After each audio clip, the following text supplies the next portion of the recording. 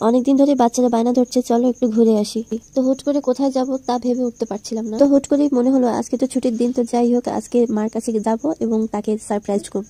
এই জন্য মাকে আগে কিছুই বলিনি। তো হঠাৎ করে বাচ্চাদের রেডি টেডি হয়ে সুন্দর করে চলে যাচ্ছি তাদের নানু বাড়ি। এক জায়গায় নিয়ে যাওয়ার জন্য একটা বাচ্চাকে রেডি করা যে কত ঝামেলা, আর যদি হয় মেয়ে বাচ্চা তাহলে তো কোনো কথাই নাই। কত কিছু হাবি যাবি, এটা দেবো সেটা দেবো, এটা হবে না ওটা দাও। তো সব মিলে কোনো রকমের রেডি হওয়ার চেষ্টা করলাম দ্রুত। মনে মনে শুধু একটা জিনিসই চিন্তা করছি যে আজকে গিয়ে সারপ্রাইজটা দেবো, কিন্তু কপালে লিখন না যায় খণ্ডন। কি আর বলার, কি আর সারপ্রাইজ দেবো, নিজেই অলরেডি সারপ্রাইজ হয়ে গেছি।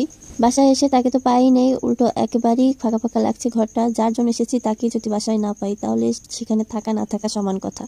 তো যাই হোক, চলে যখন আসছি তখন এসে যা খাবার ছিল তা তো বাচ্চাটা খেতে পারবে না, কারণ তরকারি শুধু ছিল আর ভাত রান্না ছিল। তো যাই হোক, এসেই প্রথমে বাচ্চাদের জন্য হালকা কিছু খাবার বানাচ্ছি আর অপেক্ষায় আছি কখন আসবে। তো সকালে নাস্তা তো রেডি হয়ে গেল, দেখাই যাক কখন আসে। তো সে পর্যন্ত অপেক্ষায় আছি, দেখা যাক আল্লাহ ভরসা। হুট করে এসে একেবারে একটা বিপদে পড়ে গেলাম, না জানি কোথায় কি আছে না আছে সবকিছু খুঁজে খুঁজে একটা একটা করে বের করে তারপরে দেন হচ্ছে রুটিটা বানাচ্ছি। তো হাতের নাগালে কিছুই নেই, যেহেতু সব মায়ের রাখা, তো সবকিছু একটা একটা করে খুঁজে তারপর বের করতে হয়েছে। তাছাড়া ইন্ডাকশন কুকারের থেকেও গ্যাসে রান্না করলে আমার কাছে মনে হয় সেটা দ্রুত রান্না হয়। তো আপনাদের কার কোনটায় রান্না করতে বেশি ভালো লাগে অবশ্যই কিন্তু কমেন্টে জানাবেন।